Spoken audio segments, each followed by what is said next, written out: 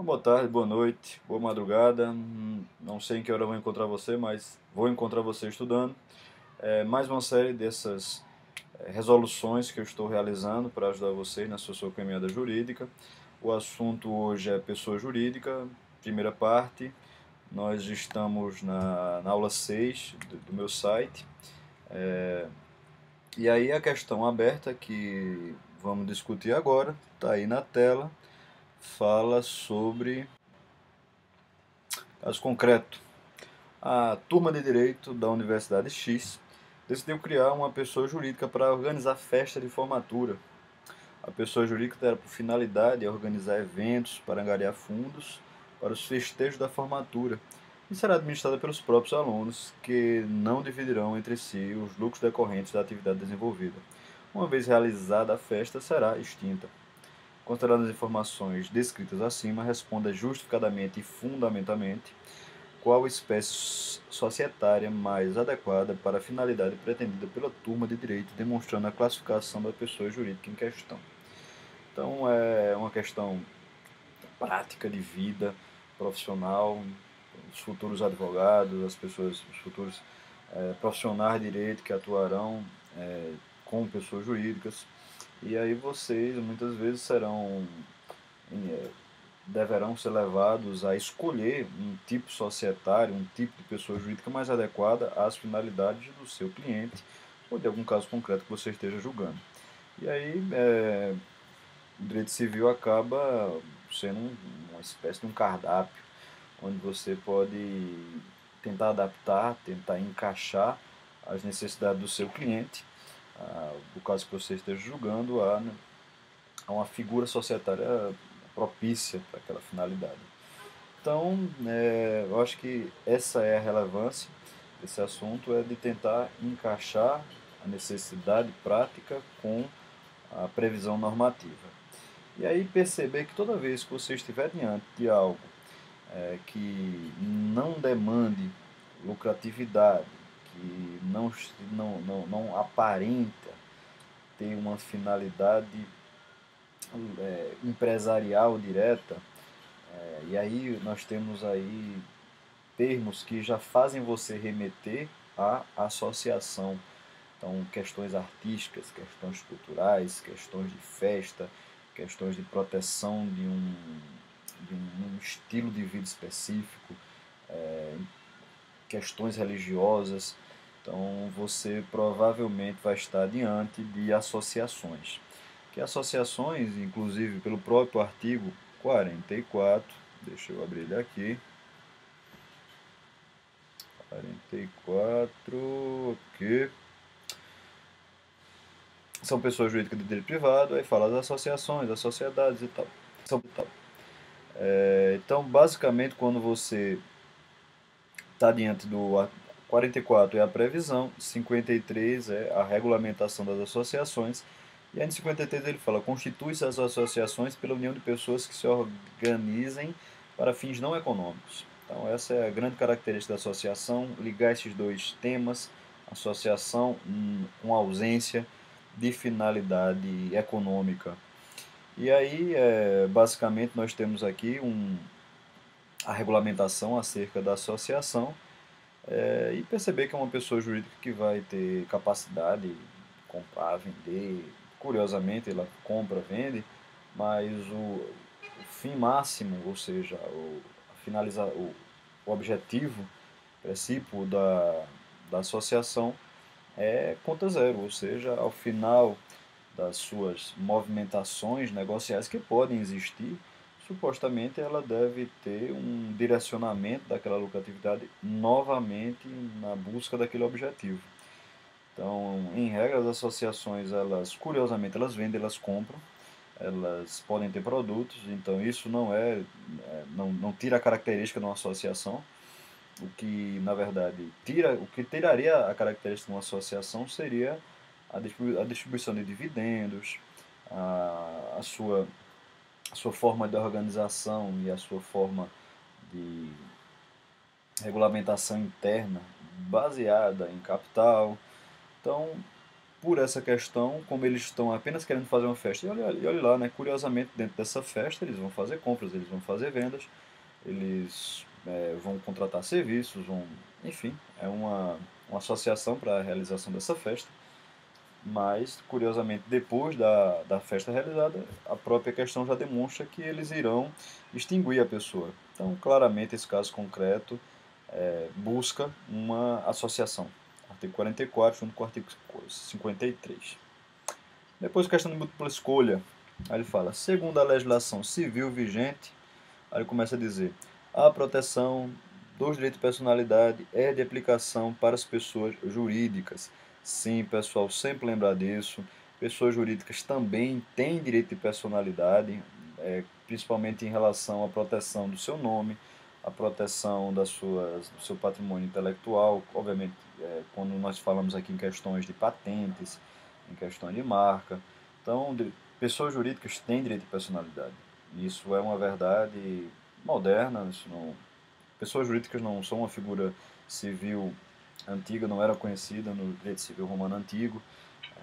É uma figura criada da Idade Medieval em diante, mas desde que quando nós começamos a observar essa constitucionalização do direito civil, ou seja, esses direitos de personalidade, esses direitos de à dignidade, direito ao nome, direito à construção intelectual, observamos que tais direitos que foram lentamente sendo atribuíveis às pessoas também começaram a ser atribuíveis às pessoas jurídicas, obviamente dadas as proporções e as características. Pessoas jurídicas não vão ter, obviamente, direito à proteção à vida, à proteção à integridade física, mas no que for cabível, pessoas jurídicas têm sim direito de personalidade. Então, olha lá. Aplica-se às pessoas jurídicas no que couber a proteção dos direitos de personalidade. Observe que a letra A e a letra B elas são extremamente parecidas. E aí justamente é daí que você retira o erro da alternativa A. Porque na alternativa A ele fala como se fosse de maneira geral, que todos os direitos de personalidade são atribuíveis às pessoas jurídicas. Isso não é verdade. Só os que são cabíveis, só os que são os que possuem relação com o que é uma pessoa jurídica. Então, logicamente que direito à vida não é cabível ser arguído em relação à pessoa jurídica, mas proteção intelectual, proteção ao nome, proteção à dignidade, tudo isso é atribuível. Então, por isso que a letra B é certa. Quando ele fala, aplica-se às pessoas jurídicas no que couber a proteção do direito de personalidade. Depois ele fala, apenas quanto à utilização do nome é que se aplica às pessoas jurídicas a proteção do direito de personalidade, isso não é verdadeiro. Como eu já falei, direito de personalidades que regulados pelo direito civil protegem muito mais além do nome. Nós também temos essa proteção, e essa proteção justamente por esse neoconstitucionalismo civil vem se ampliando, principalmente em outras manifestações que a pessoa cria.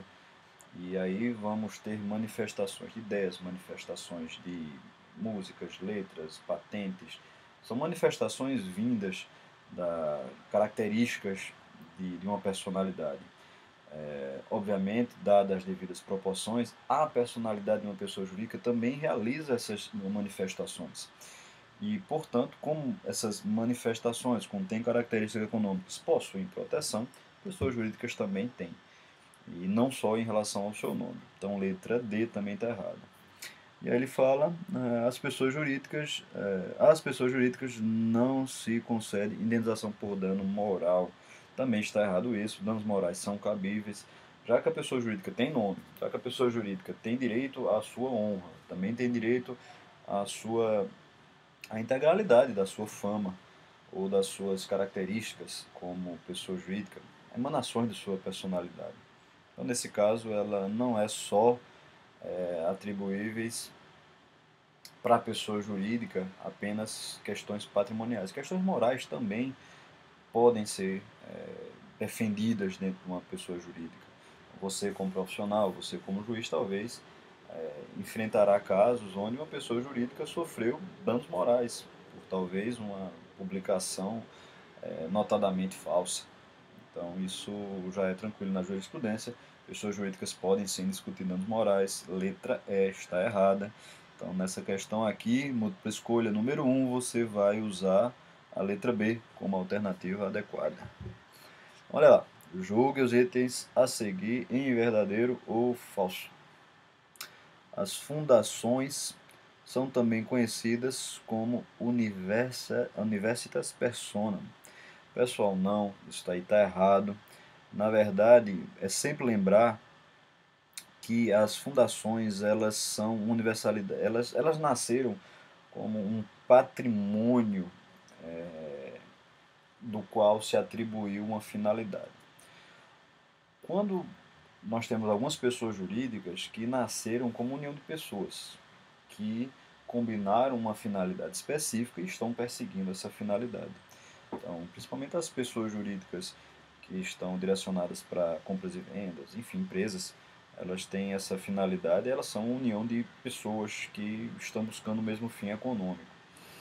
Já as pessoas jurídicas na modalidade fundação, elas são um patrimônio que foi destacado, e a esse patrimônio destacado foi atribuído um determinado fim. Então, patrimônio, persiga isso. Patrimônio, realize isso. Patrimônio, ajude a educação. Patrimônio, ajude nessa pesquisa científica médica. Patrimônio, realize a salvação do mico-leão dourado. Enfim, de alguma maneira, destacado um patrimônio do seu fundador, que seja o governo ou que seja um particular, e esse fundador estabelece um estatuto, e esse estatuto determina qual fim aquele patrimônio irá realizar. Então ele é, na verdade, uma universalidade patrimonial, e não essa universalidade de pessoas. Então por isso que a primeira está errada. Depois ele fala, o rol das pessoas jurídicas de direito, espera que eu não estou conseguindo ver, o rol indicado das pessoas de direito privado, apresentado no artigo 44, é meramente exemplificativo. Pessoal, sim, é exemplificativo. É sim possível você construir, ou, na verdade, é sim possível imaginar novas figuras societárias, desde que não sejam proibidas por lei. De alguma maneira, existe a possibilidade ampla de adaptações. Não existe proibição, nós estamos aqui na parte do direito civil dispositivo, principalmente que mexe com questões patrimoniais. Então não existe uma proibição absoluta, como é o rol, por exemplo, dos direitos reais. No direito reais você tem sim uma proibição direta no direito contratual, direitos das pessoas jurídicas. Já em entendimento jurisprudencial, tranquilo em relação a isso, que sim, nosso ordenamento ele pode suportar figuras de pessoas jurídicas que não estejam previstas, desde que elas não sejam proibidas por lei. Então, segunda alternativa verdadeira. Depois ele fala, em caso de defeito formal ou substancial no ato constitutivo de uma pessoa jurídica, os interessados devem manifestar-se pela invalidade no prazo prescricional de 3 anos. Então, pessoal, o erro aqui é justamente a frase prescreve, ou seja, quando ele diz prazo prescricional. E se você for no artigo 45 da Lei do Direito Civil, no parágrafo único, ele fala decai. Ele fala, começa a existência legal das pessoas jurídicas, direito privado, com a inscrição, tá. Depois no parágrafo único ele fala, decai em 3 anos o direito de anular.